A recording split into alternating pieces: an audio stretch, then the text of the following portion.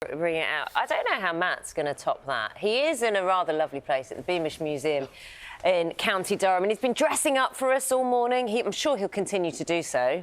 Morning. Oh, I hate to disappoint, Naga. Very good morning to we are at Beamish Museum of the Living History of the North East. That was the garage there with the Christmas lights. We're on the street which dates from the 1900s. And coming up the street now, we've got Martin. Morning, Martin.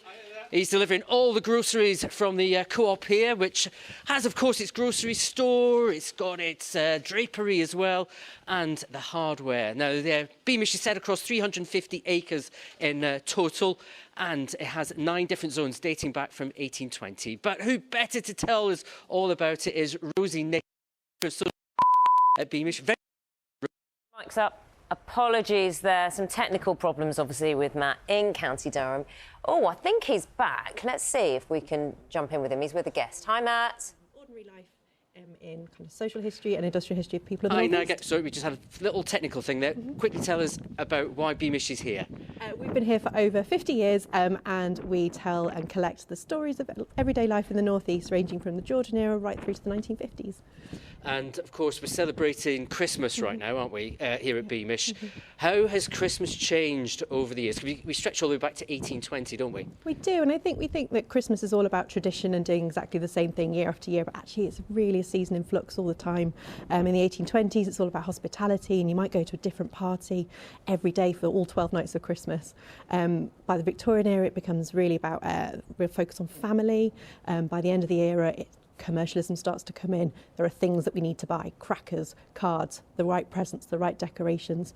In the Edwardian era, you start to get Christmas sales, and then sort of in the middle of the 20th century with the Second World War, and then the early 1950s, time of austerity, make do and mend, and then by the end of the 50s, end of that decade, you again moving into looking forward, plastic fantastic, everything new and shiny. And, of course, people can take a part and see exactly what's involved, can't they, as well? Absolutely. Yeah. Every area of the museum is decorated as it would have been in the past. Perfect. Well, thank you very much for joining us this morning, Rosie. Wonderful. So I think we took the burgundy message to heart, didn't we? Anyway, have a good day. Thank you very much. Yes, lovely scene here really this morning, and it's a dry scene. The clear skies overhead as well. But let's take a look at the forecast for what's happening over the coming days and into the weekend. Because Very much. We'll see you later, and well done dealing with those technical issues. There's gremlins in the place. Talking of gremlins, is that one of the Christmas films, Gremlins? Is it a Christmas film? I'm not sure it is. You do have gremlins wearing Christmas hats, don't you? Well, also, some people have set around films that they like seeing at Christmas that are not Christmas films. Doesn't really matter. You just like your favourite film. I think that the great thing about Christmas films is they don't have to be specifically Christmas films. So when you sit down and you decide, there's always a bit of a tradition, you watch a film together, don't you? It doesn't have to be one. Chicken Run, right? Why would I talk about Chicken Run? There's a new Chicken Run film. From 1820. But who better to tell us all about it is Rosie Nick at Beamish. Mike's up. Apologies there. Some technical problems, obviously, with Matt in County Durham. Oh, I think he's back. Let's see if we can jump in with him. He's with a guest. Hi, Matt. Ordinary life in kind of social history and industrial history of people of the North East. Sorry, we just had a little technical thing there. Quickly tell us about why Beamish is here. What's involved, can't they, as well? Absolutely. Yeah. Every area of the museum is decorated as it would have been in the past. Perfect. Well, thank you very much for joining us this morning, Rosie.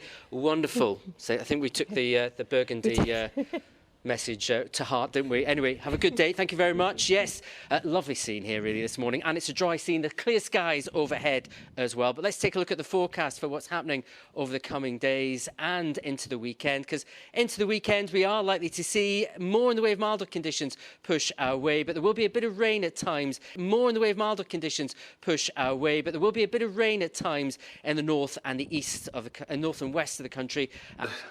I will miss him so much. He was the best. He was the master. There is nobody better than Barry Humphries, and I was honoured to call him a friend, and I salute his talent, which was just interstellar.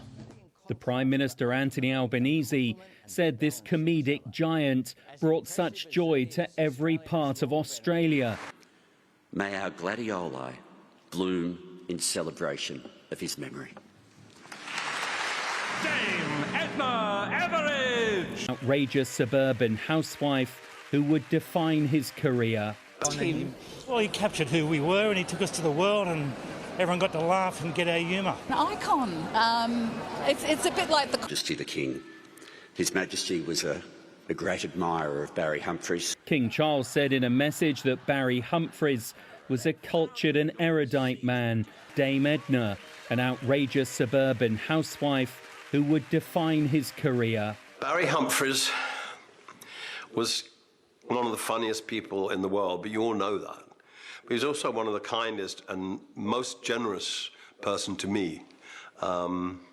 We always hit it off. We always got on so well. We've had so many moments together, both public and private, and many television appearances together. And I will miss him so much. He was the best. Interstellar.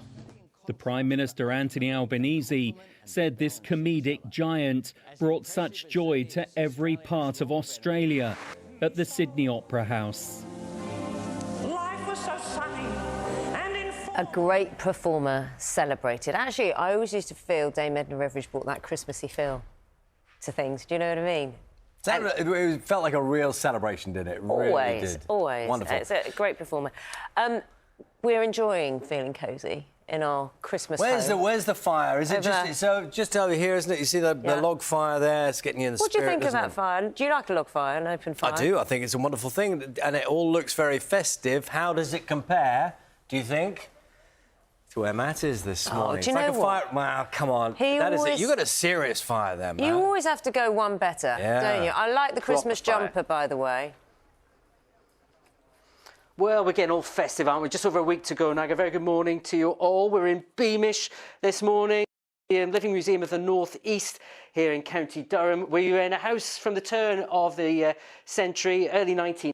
This was actually of a dentist who lived locally. He's got his Christmas decorations, the real foliage above the mantelpiece. We've also got the paper garlands, of course, very much paper the thing then. And what really grabbed my eye was on the Christmas tree. We've got candles. Never get that these days. A real hazard, I suppose. But it's lovely and cool and warm in here, and we need it this morning because it's a bit chilly outside at the moment. So let's take a look at the forecast for what's coming our way, because actually, even though it's a bit of a chilly start, many eastern parts of the country today, it's going to turn milder in the west. That milder theme will continue into the weekend as well, but with it, some windy conditions in the northwest of the UK and some rain at times too. Not too much rain around this morning though, most places dry, some decent spells of sunshine, central and eastern areas in eastern England, but compared with yesterday, a lot more sunshine around. The cloud and the patchy rain or drizzle has gone. Into the country, where you got any breaks across east? Could see temperatures in low to mid single figures, but for most, much milder night tonight. A lot cloudier tomorrow. The best of any brighter breaks will be to central and eastern parts, basically east of high ground, and temperatures tomorrow, single figures across eastern parts of England. It will be into the teens across parts of the north and the west. That's how it's looking. Naga and Charlie, I've got to go outside to take you to the 1950s next, but I'm very tempted to stay here by the fire, I'll be honest. Dash out at the very last minute. That's the thing to do. Enjoy, Matt. And apologies, we had a little bit of... the gremlins are bothering Matt today, aren't they? Just a little one there, but we got most of it. We got all of it. Yeah, and something that is working, I've just seen it on the screen over here. I always find it sort of mesmerising seeing those sorting centres with the conveyor belts and the... Certainly looks great. Thank you very much. And you kind of magnify that over and over again, and you're going to get a little sense of what it's going to be like down there. We will get the weather from Matt very shortly in a few minutes. He's in Durham. He's in Durham today, isn't he? At the Beamish Museum, County Durham. He'll be bringing us the weather in a few minutes. Now, family members and friends, works out. You are both very, very impressive. Can I just say that? I mean, what you've done, and Jay, you know, what you've made of your own life and everything is really good to hear your story. Also communicating the story to our audience as well. It's definitely important, definitely. Thank you. Thanks. It is 14 minutes to 9. Back into the Christmas mood, I think. Slade, does that go on your playlist, Charlie? It's one of those songs. You put the radio on at the moment, it's on all the time. What is it? Merry Christmas, everybody. Do you know what? When we said that this morning, I wasn't even sure of the title, but you know the song. One man who knows a lot about Christmas music is classical singer Russell Watson. I'm delighted to say joins us now. Good morning. You're looking very festive with the tree behind you. Oh, thank you very much. I've got my festive colleague with me here as well. No, do you? You literally are just looking at it once it's done. Oh no, I've called out Russell Watson and his Christmas tree etiquette. I think we need to leave it. Russell, it's been lovely talking to you. You relax now. Have a lovely time at home. Thank you for your time. Thank you very much. I'll finish my coffee. It's lovely to see you both. Enjoy. Safe journey down to the Isle of Wight. OK, thanks a lot. God bless. Bye-bye. He's lovely, isn't he? He's just wonderful. So we were talking, the reason I was asking him about if he has any old baubles, it wasn't a completely random question, because we've been asking you for your favourite old ornaments that you can't bear to replace. Probably not as old as this humble artificial tree, which was bought more than 100 years ago. And we've been asking for your photos of the decorations you love. Pam Yates in Derbyshire says, oh, this was one of her grandma's tree decorations from the 40s, 1940s. It's been her favourite since she was a child. She did inherit it, and now her own children decorate the tree. I can just see that, you know, the body, how it would open. The old-style decorations. This is Michaela. Kyla, I'm sorry if I've got that wrong, from the Vale of Glamorgan, says this was her dad's ornament. It's now 60 years old, this one. Passed away in 1976. Last decoration to go on the tree shows he's still there with them. Beautiful tradition. Great tradition. This tree topper is from a ward in Conquest Hospital in East Sussex, and Alison says it's made from a female urine bottle, a pair of net knickers, face masks, and some tinsel. Now, it's not new, but it's innovative. It's not old, I mean. It's innovative. I like that one. And Carol sent us a picture of a flocked reindeer. It's been part of her Christmas since she got married in the early 60s. She tried to throw it away, but the family... Bambi keeps coming back, apparently. Yeah, I don't like the look of Bambi. I don't think we want Bambi back. Big. Let's see what Tracy from Durham has sent us. Tracy from Durham... what have we got there? Tracy from Durham... It's got to be an angel of some kind, right? Well, yeah, because we had... It's a fairy that her husband made. Oh, no. That's a fairy. Her husband made it at the last minute. He couldn't be bothered to go in the loft. I have no words for that. Homemade is good, that's what we're saying. You're watching BBC Breakfast. Time now is 8:59.